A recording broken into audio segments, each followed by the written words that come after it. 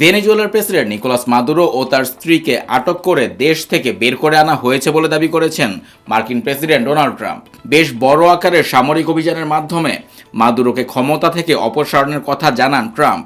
এর আগে আজ ভোর থেকেই ভেনেজুয়েলার রাজধানী কারাকাস সহ বিভিন্ন এলাকা প্রকম্পিত হয়েছে বিস্ফোরণে। শহরের কেন্দ্রস্থলে অবস্থিত সামরিক বিমান ঘাঁটি লা কার্লোটা এবং প্রধান সামরিক ঘাঁটি ফুয়ের্তেতিওনা ক্ষতিগ্রস্ত হয়েছে। ভেনেজুয়েলা সরকারের বিবৃতি অনুযায়ী কারাকাসের পাশাপাশি মিরান্ডা, আরাগুয়া এবং লা গুয়াইরা রাজ্যেও হামলা চালানো হয়েছে। এই পরিস্থিতিতে প্রেসিডেন্ট নিকোলাস মাদুরো দেশ জুড়ে জরুরি অবস্থা ঘোষণা করে প্রতিরক্ষা বাহিনী মোতায়েন করেছেন।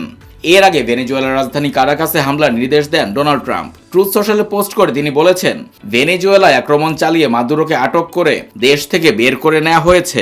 তবে ট্রাম্পের দাবি স্বাধীনভাবে যাচাই করতে পারেনি গণমাধ্যমগুলো। মার্কিন প্রেসিডেন্ট ডোনাল্ড ট্রাম্প বেশ কিছুদিন ধরেই ভেনেজুয়েলায় সামরিক অভিযানের হুমকি দিয়ে আসছিলেন। তিনি মাদুরোকে ক্ষমতা ত্যাগ করে দেশ ছেড়ে যাওয়ার জন্য চাপ দিচ্ছিলেন। গত সোমবারও ট্রাম্প বলেছিলেন, মাদুরোর জন্য ক্ষমতা ছেড়ে দেওয়াটাই হবে বুদ্ধিমানের কাজ। এদিকে ভেনেজুয়েলা সরকারের দাবি, এ হামলার মূল উদ্দেশ্য হলো দেশটির তেল ও খনিজ সম্পদ দখল করা। তবে তারা স্পষ্ট জানিয়ে দিয়েছে, যুক্তরাষ্ট্রের এ সম্পদ দখলের চেষ্টা সফল হবে না। ভেনেজুয়েলায় কথিত মাদক পাচার নেটওয়ার্কের বিরুদ্ধে নতুন হুমকি নিতে যুক্তরাষ্ট্র প্রস্তুত রয়েছে বলেও সম্প্রতি একাধিকবার সতর্ক করেছেন ট্রাম্প। তিনি হুমকি দিয়েছিলেন, স্থলভাগে অভিযান শিগগিরই শুরু হতে পারে। গত অক্টোবরে ট্রাম্প বলেন, দক্ষিণ আমেরিকার এ দেশ থেকে অবৈধ অভিবাসন ও মাদক প্রবাহ ঠেকাতে ভেনেজুয়েলার ভেতরে কাজ করতে তিনি সিআইএকে অনুমতি দিয়েছিলেন।